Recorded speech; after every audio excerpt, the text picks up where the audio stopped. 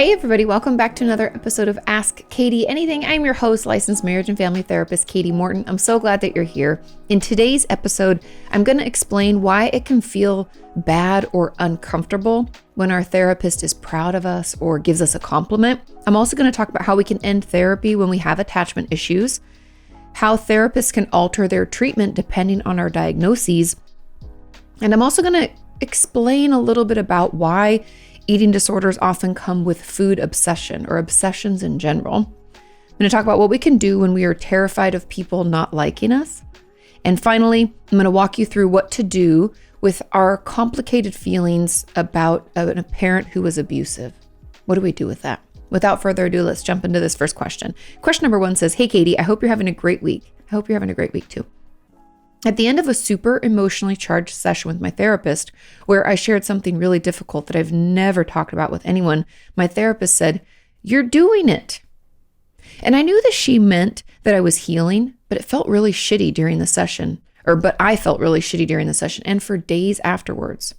How do you know when you've worked through something and have fully processed it? Ultimately, how do you know that you're doing the work and healing? When it feels so bad, it's hard to believe that it's healing.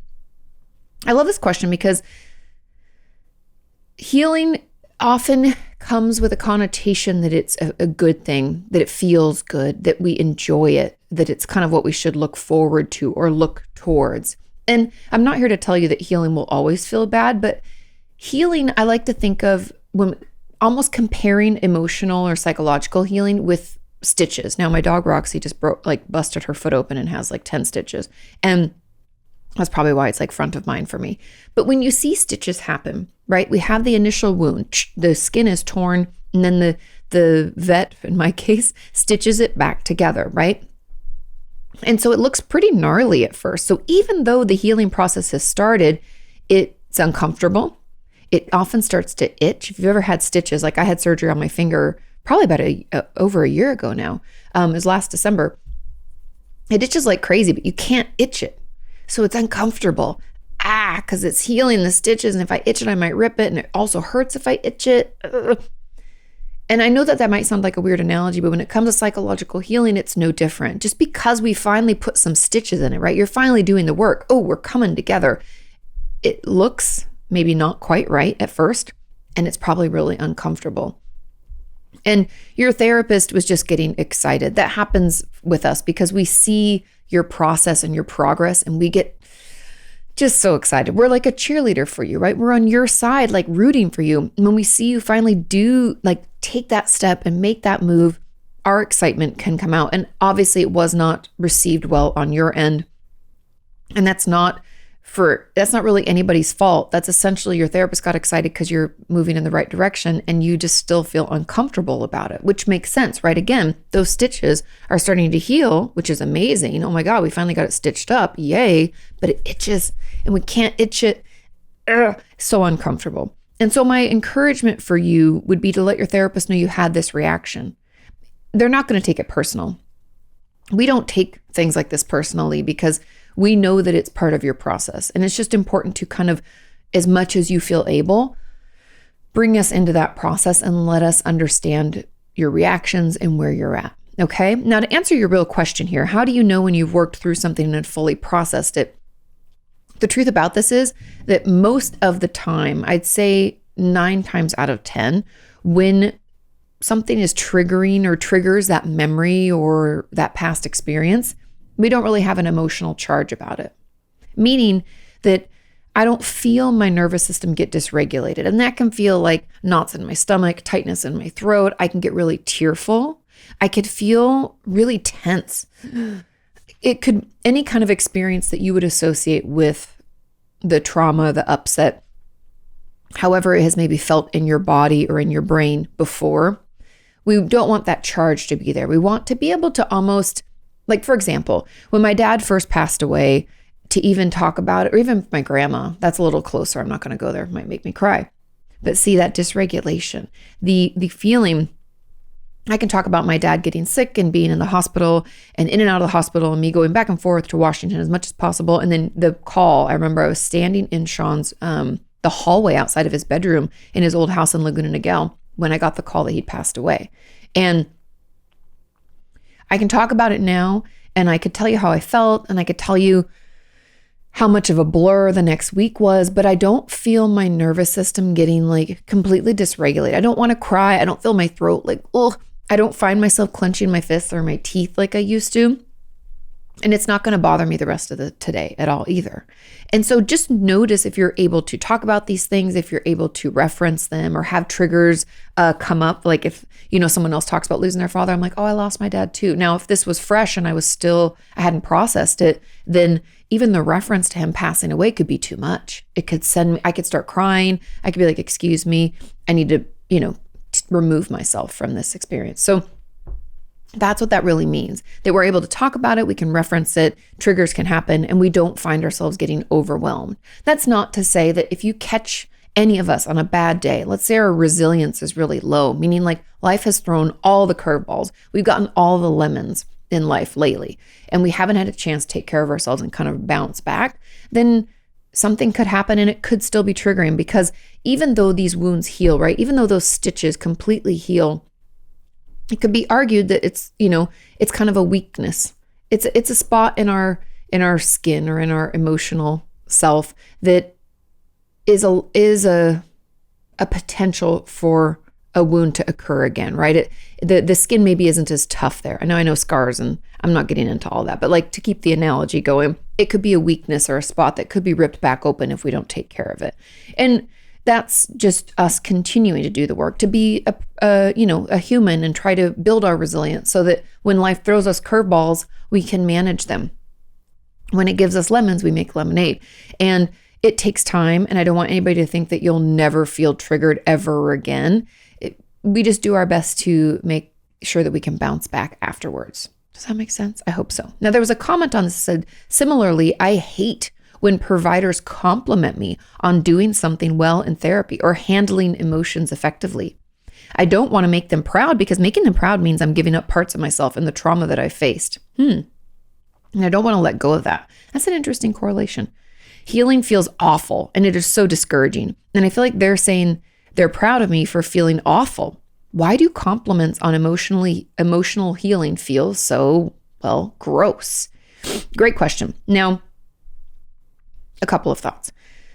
First of all, and I don't know, this doesn't sound like it's maybe you're in the case for, or isn't the case for this person, but I feel like it's important to mention that if we never heard from our parents or whoever raised us, our caretakers, if you hear a dinging, it's my dog ringing her dog doorbell. Just ignore it. But if we never heard from our parents growing up that they were proud of us, that they thought we did a good job, that they were so excited for whatever it was that we were doing, if we never heard those types of messages, then hearing it from someone else is very foreign. And we have to remember that when we're not used to things, when things are foreign, that means uncomfortable. And even though the foreign thing could be a good thing, right? Hearing that someone's proud of us is something we should all enjoy and be like, oh, thanks, right? At the very least, like, ooh, we take that. Feels good. If we intellectualize it, we can see someone being proud of us. That's a good thing. However, it feels terrible.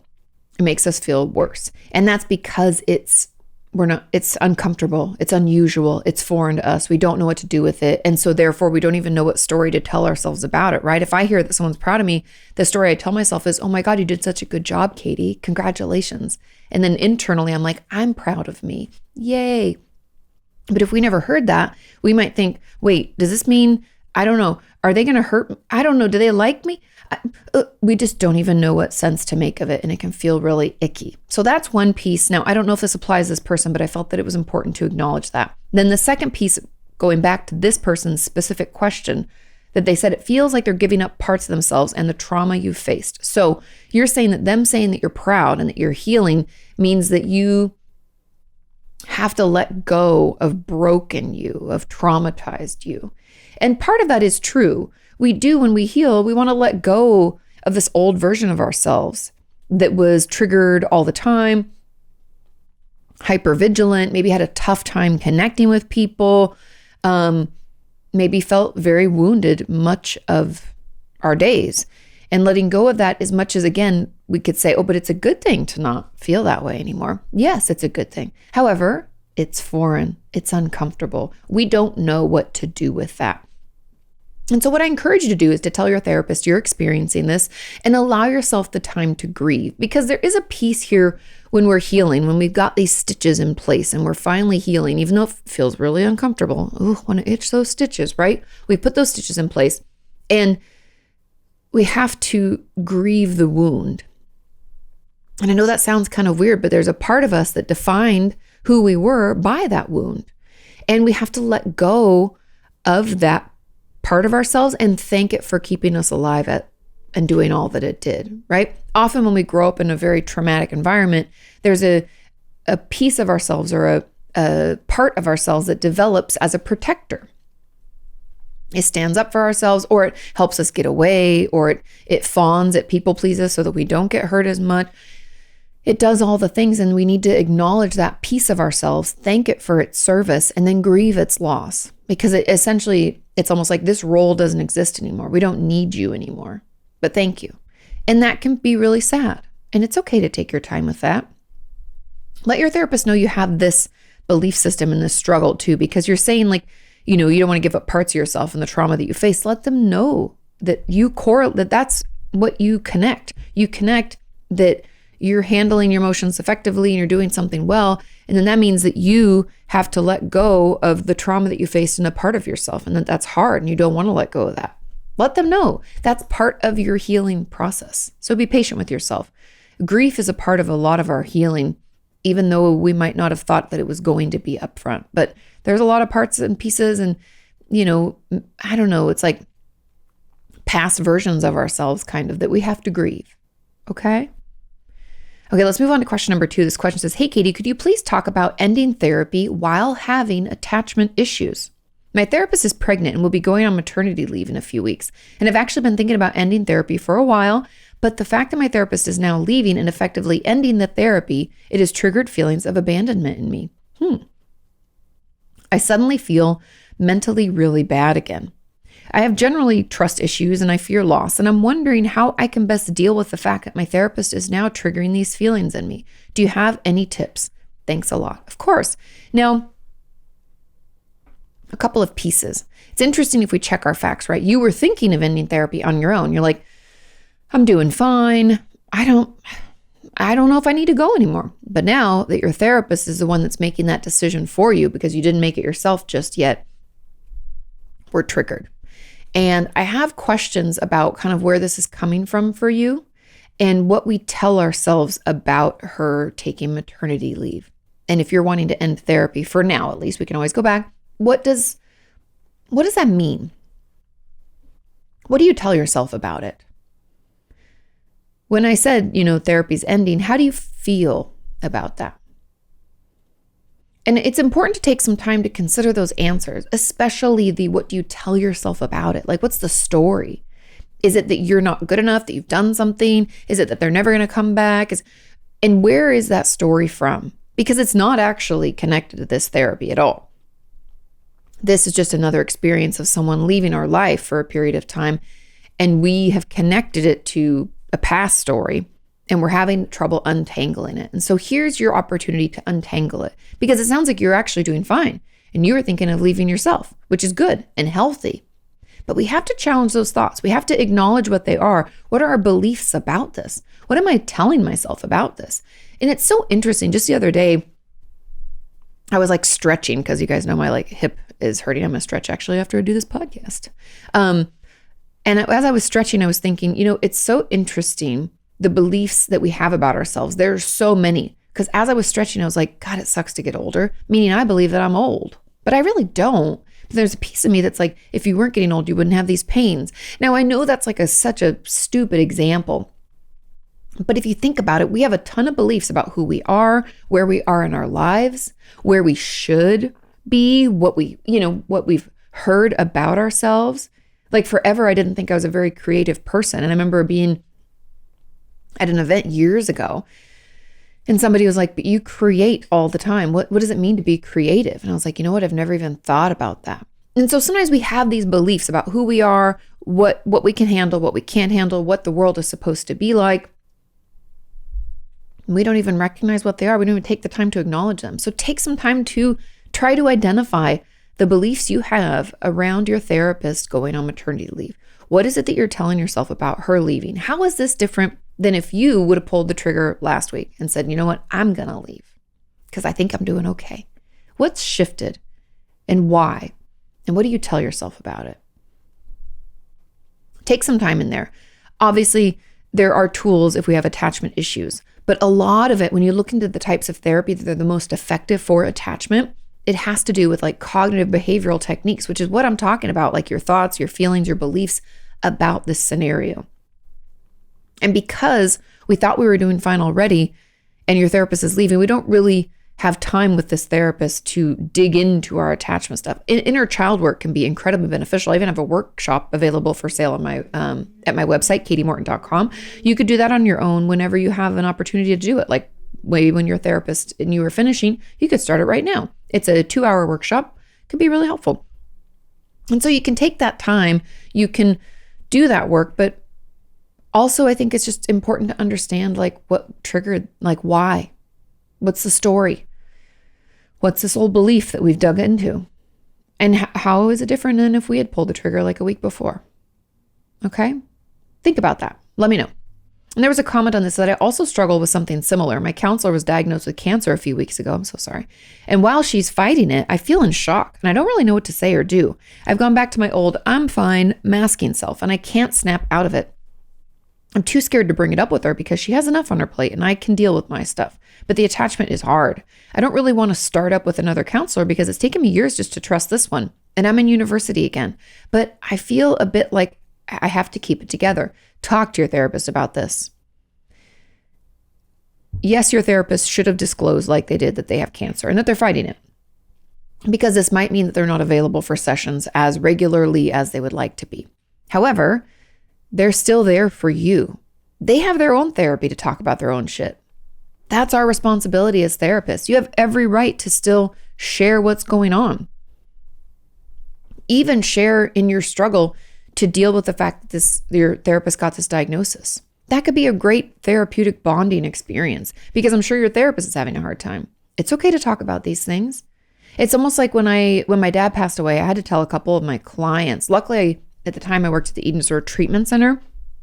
So people just filled in and I only had like 2 or 3 patients that I was only seeing. The rest were like shared with other clinicians. So it was pretty minimal, but I had to tell them because I was gone. Like I would left, like bye, for a little while. And I came back and some of them had graduated when I was gone. I was gone for like 2 weeks. So,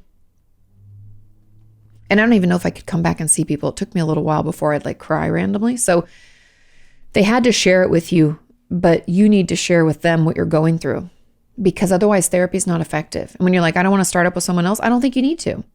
But what we need to combat is this difficulty with you wanting to compare your pain to theirs and feeling like because they're struggling, you can't take up space and you can't say what's going on. And I'm here to tell you that you can, and you're supposed to.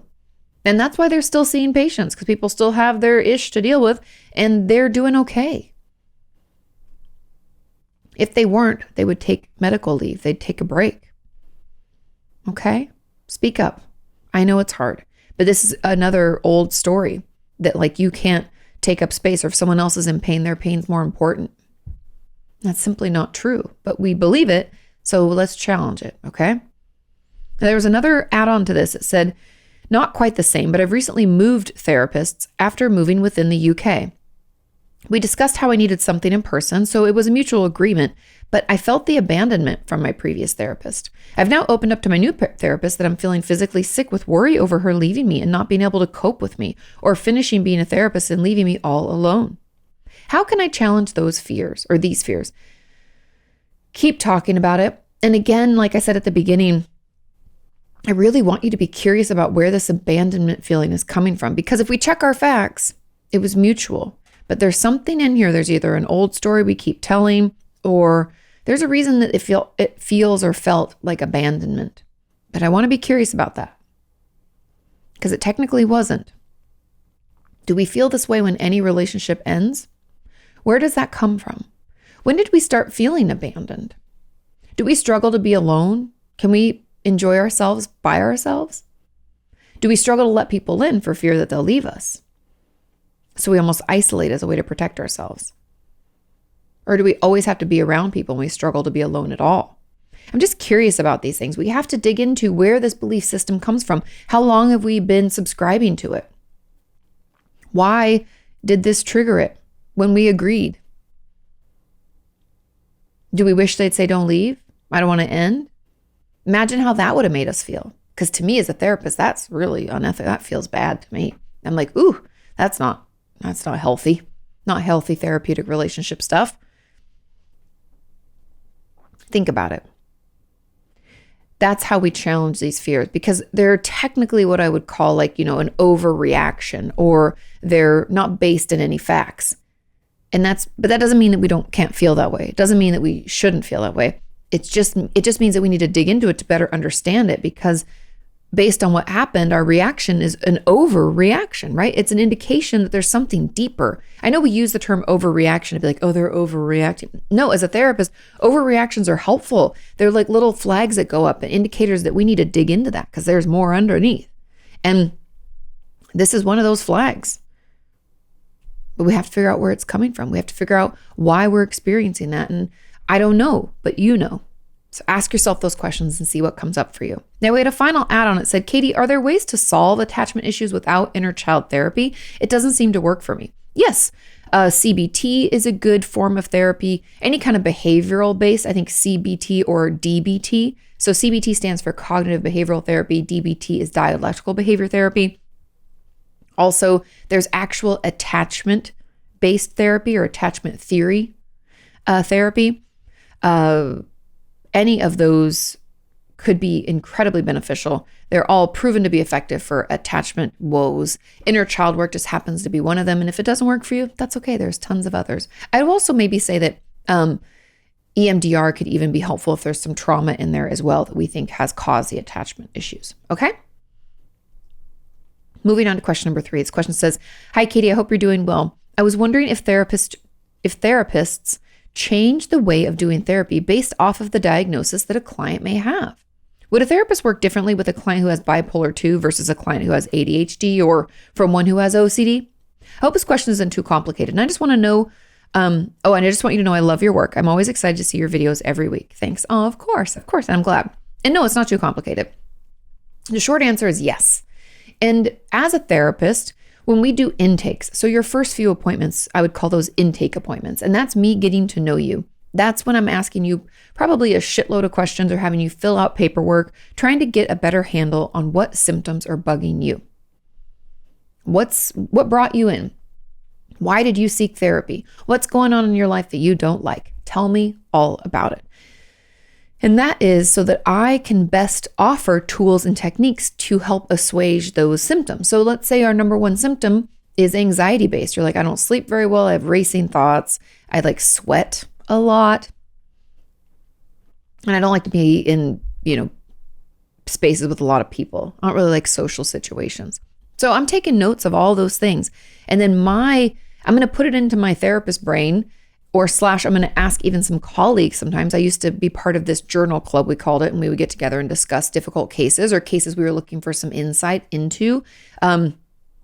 We change all the things so nobody would know who it was about, but just as a way to get more tools and techniques. And I thought it made me a better therapist, and I hope the other people felt the same. So we take all that information, then we try to figure out what tools and techniques to utilize. So it's going to differ depending on even within the same diagnosis.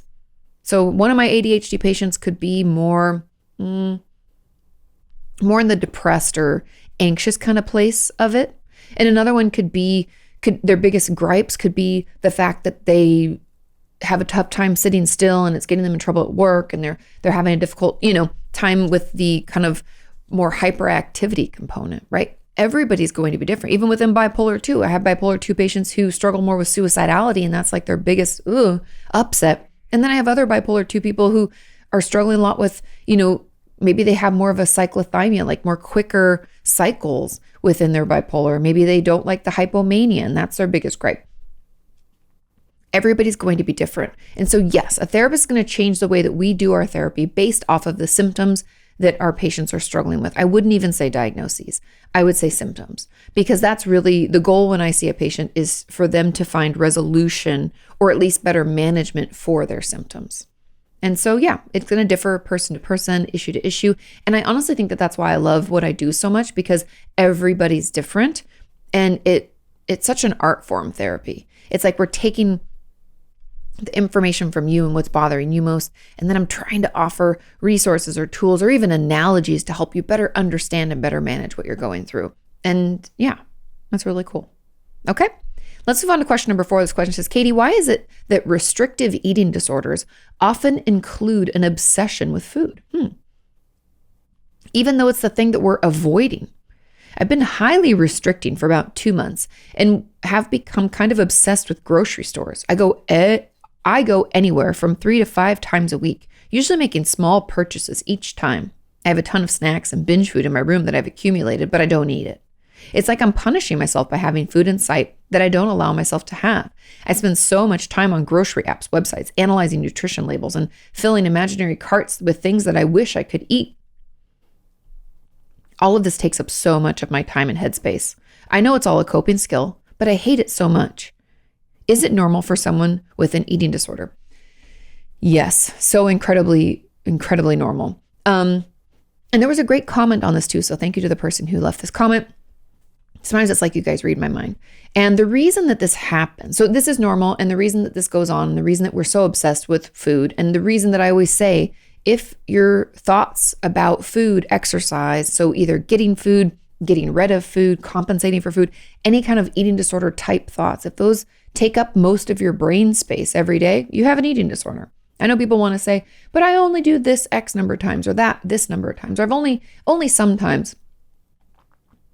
I'm actually not even worried about that. I know diagnostically people can argue with me, but if you're only thinking about food and things about exercise and compensatory behaviors, things like that, most of the time, that's not healthy. That's not leaving room for life. So anyways, let's stay on topic. The reason that we're obsessed with food is because there's 2 parts. In the restriction, especially in the restriction, and there's restriction in every type of eating disorder, and hear me out. We all have these kinds of like, I'm not going to do it, I'm not going to do it. Even my binge eaters have like the guilt after a binge. Even though there's no compensatory behavior, they can like try to restrict their intake. Like, no, I did that, I shouldn't have. There's like this compensatory, in a way, even though they wouldn't call it compensatory, this little bit of restriction period that we can go through, or at least as guilt. I shouldn't have that anymore. No, I should go on a diet. We talk to ourselves, or we restrict our intake if we are more of the restrictive, like in the, anorexia space, or at least a restrictive type, even in bulimia. We go through that restriction phase, and our body needs energy. We need food to survive. And as such, our brain is like, I'm going to find all the ways to get us food. Let's get food. Let's fucking think about food. We need to buy some food. We need to eat some food. I need food. I need it now. When we're restricting in any way, our body and brain are like, we need to get food. That's the whole point. It's all survival. It goes into like survival mode. That's why it takes up all of our brain space. That's also why it's a, actual useful coping skill, even though it's not healthy for us, right? It's a maladaptive one, but that's why it works. It makes like every bit of energy and brain space we have, we focus on the food. We can't think about trauma. I don't have space for that. All I got to think about is I need that grilled cheese sandwich I wish I'd let myself have, or that pizza, or oh my God, brownies, or oh my God. That's why. It's trying to keep us alive. Our brain and body are supposed to keep us alive. Now, in my binge eaters too, I will say that the reason that we obsess, even if you're like, oh, I never really do a restriction phase, doesn't mean we don't obsess. And that's because, again, it's a distraction. Eating disorders are coping skills. And so even if we don't have this restrictive component, we focus on all of the ways that we're going to get certain foods and do certain foods and our rituals around it, that we spend so much brain space, we don't have time or space in our brain to think about the things that we are trying to avoid. And so that's really why that happens. That's also why it's incredibly normal. It can come from all sorts of different angles. Okay. Now there was an add-on that said, I also struggle with an eating disorder, and the obsession with food and compulsive buying. I wondered if it's normal for the obsession to spread onto other things too. I'm in love with languages, but my brain makes me obsess about having to learn every single word in existence in those languages, although I know it's impossible and it makes me burned out. What's wrong with my brain and how can I stop it? Now, this sounds a little more OCD based to me. So I talked to your therapist and let them know, hey, I'm having these obsessive thoughts and they seem to be spreading. And eating disorders and OCD, sometimes like they hang out together. Now, one, they cannot, like they have to be diagnosed separately, obviously. But so many of my eating disorder patients also struggle with obsessions and compulsions. But it sounds like yours are not specific to food. So your OCD lives on its own, and that's why it's spreading. So let your therapist know, because that sounds a little more OCD-like to me. Moving on to question number 5. This question says, hey, Kati, I'm terrified of people not liking me. I don't know why, but I feel like if I messed up or am annoying to something, people aren't going to, am annoying or something, people aren't going to like me and they won't want to hang out with me anymore and they'll leave me. I'm so afraid of this that I find myself subconsciously adapting to other people, that I feel like I've lost my true self along the way. For example, if someone said that their favorite color is yellow, I would say mine is too. And I know this doesn't actually make me less annoying, but I can't seem to help it. I don't mean to lie. I just feel like that's what they want me to say. So I automatically say it. And now I don't even know what my actual favorite color is, because I'm just so used to doing and saying what I think other people want me to, that I no longer feel like I know myself. I hope this makes sense. And so any advice would be great. Thank you for all that you do. Okay. Great question. Incredibly common. A couple of pieces. The first piece I want to talk about is I'm curious what happened growing up, of when people didn't like you or when you were annoying or if you didn't go along with everything. Because my first gut reaction was, there's got to be some kind of trauma here. Now, the trauma obviously could be physical, sexual, emotional abuse. It could also be a little more subtle. Things like emotional neglect, like a parent withdrawing or someone not being as consistent. And when we have a parent that kind of shows up and doesn't show up and we don't really know when we're going to get to see them, we can internalize that and think that we must have done something to make them so inconsistent. When we're children, we don't have the full story. We don't understand how, like, what work means for adults. And I know you might think, yeah, we did. We did not. We don't have that experience. They can tell us about it, but we don't really get it. Why does dad have to travel so much? Well, he has to work. Okay. But he said he would be there for my game and he wasn't. It still bums us out. It still makes us think that, well, if I was better, then they maybe would have showed up, or then they would have been more consistent, right? We can have these internalized beliefs. And so it's really important for us to be curious about where this is coming from, right? If people didn't like you growing up, what did that mean? Were you maybe bullied in school? Is that where this is coming from? Do we feel like other people's emotional experience is our responsibility? Is that where this comes from? Were we raised to think that we're responsible for how everybody else feels? We're not, by the way, because we can't control other people. But that's where people pleasing can come from. And our anxiety or discomfort with conflict or upset can mean that we want to please everybody else first so that we feel okay. So let's be curious about this, because until we understand it, we can't stop doing it. It's there's this old analogy. I mentioned it, I want to say, in my book, Traumatized, and I've talked about it on here. But there's an analogy I learned from Heather Heying. I love her. She's great. And she talks about Chesterton's fence. And the idea behind Chesterton's fence is that if we walk, let's say we're walking along a farm road, and we see this little chunk of fence, and it's not attached to anything on either side. And we're like, what the hell? Why is this we should just get rid of this chunk of fence. Why do you need this chunk of fence? We say to the farmer. And he's like, well, if you can tell me what purpose it was supposed to serve or the purpose it does serve, then I'll remove it. But we can't just go around ripping up fence. What if there was a reason? Maybe the cows will accidentally get out here. They can't get out over there because of the rockiness, but we don't know. I know that might sound silly, but the whole premise is that what we don't understand, we can't change. If I don't understand what purpose that fence, like why is it there? How can I get rid of it? What if I mess things up, right? And in this case, if I don't understand where my people pleasing or my difficulty with people not liking me, if I don't understand where that comes from, I can't just stop doing it, because that reason's still going to exist. And essentially that fence still needs to be there.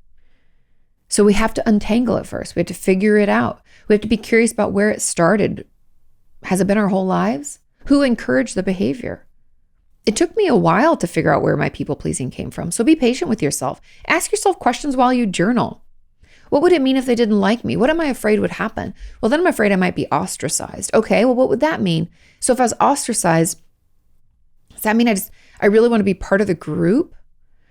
What does it mean to be part of the group? Why do I think it's better to be part of the group than to be my own person? What would it mean if I was my own person? I know I'm like rambling with this, but it's helpful to pose questions to ourselves in our journals. We know the answers. We often just haven't asked the question and forced ourselves to think about it. That's why journaling is so powerful, because we know if we think about it, like my people pleasing, for example, and this took a while. Again, I thought it was because I was a good person. Forever, I thought it meant because I am a caretaker. I put others first. I'm so good. I wear it like a badge of honor. Look at me. I thought that's what that was. And then my therapist was like, started asking questions about it. Do you think it means you're a better person than other people? Do you think it's because you're like mothering? I've heard you say that term before. Yes, I did. Yes. What if I told you I think it's more to do with your anxiety? What? Get out. What about discomfort with conflict? Like, how do you feel about people getting angry at you? Hated it. She's like, is it possible that our people pleasing is really just a way to not feel as anxious? Because we don't like people upset. We don't like people not liking us. That makes us anxious. That means there could be conflict. We could be upset. They could be angry. We don't like anger. Anger feels out of control. How do we control that? People pleasing.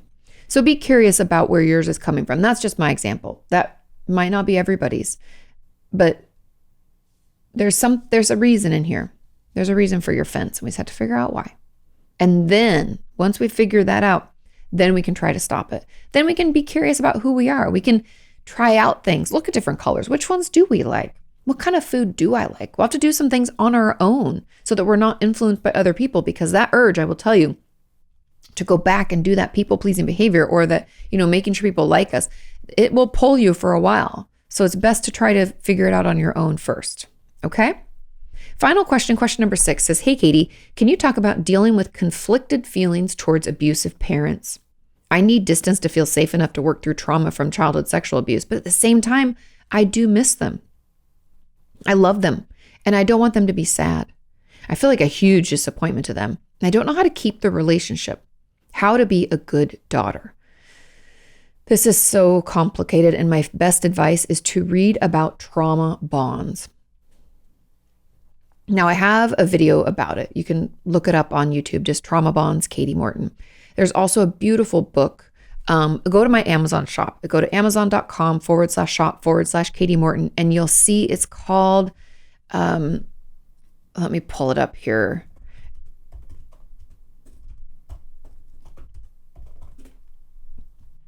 Yeah. Okay. There's a beautiful book called The Betrayal Bond, and it's by Patrick J. Carnes, and it's in my Amazon shop, like I said. It's so helpful, because that's what's happening here is when we're traumatized, we were harmed, we were abused as a child, we had childhood sexual abuse we're trying to work through in trauma, but we bonded to them. They're also our parents. It's complicated. There are layers. And until we understand this bond and why it's there and offer ourselves a little compassion, I have tons of patients and members of our community who've told me that they are still in love with their abuser. It was their cousin, a friend of the family, their uncle, their grandpa, their whatever. And they're still in love with them. Maybe romantically, maybe platonically, but either way, there's still love there. And I think the belief from other people who haven't experienced is like, well, they hurt you. Why would you even want to be around them? Ugh. Why would you do that? It's more complex. There's layers of relationship. Grooming probably happened. And if you don't know what grooming is, I'm tempted, I think I might do some short videos on there, maybe a longer video. I have an older video about it. You can look up grooming, Kati Morton on YouTube, you'll find it. But grooming is essentially when someone who is going to sexually abuse us slowly kind of prepares us for it by becoming friends with our family and our parents, or maybe they already are our parent, right? So they start doing things that technically we would feel uncomfortable with if it wasn't so slow. Like first, maybe they just ask us what we think of their new swimsuit, or they have us get changed in front of them real quickly because we're in a hurry. Or Have you changed in the car? Here's this, right? There's things they'll have us do that if they asked us all of a sudden for no quote unquote reason, we might give resistance. But in that particular situation, it makes sense. Or maybe they have us invite them over for certain things. They kind of weasel in by asking us just the right kinds of questions. It's manipulation, all done with the hope of us letting our guard down and making ourselves more vulnerable to them harming us, or even someone that we know. We can be used as a access point to someone else. And so there's a lot of reasons that we can feel connected and we can struggle. And so I cannot recommend that book enough. Let your therapist know that this is happening. I think a lot of people feel conflicted. They're still our family, right? It's hard. Even my patients who have, like narcissistic parents, they're like, I don't know if I can go cold turkey. I still want to see them sometimes. I still want to talk to them. And then they talk to them. They're like, oh my God, they make me feel like shit. But we can't, it's not always cut and dried like that. Everyone's experience is different. Not everyone can go no contact. That doesn't mean that you can't heal. That doesn't make you a good or bad person. We're not judging. We're just going to do the best we can. So let's figure out this bond for you. Let's figure out, the guilt that's misplaced, where that's coming from. I mean, there's layers to this. There's a lot to talk about with this question, but I hope that helps get you started. And that Betrayal Bond book is so incredibly helpful. I think it's a beautiful book. Hopefully you do too. And that's a good place to start, okay? Thank you all so much for listening and watching. Thank you for sharing this podcast. Thank you for sending in your questions. Have a wonderful, wonderful week. Take care of yourselves, do your homework, and I'll see you next time. Bye.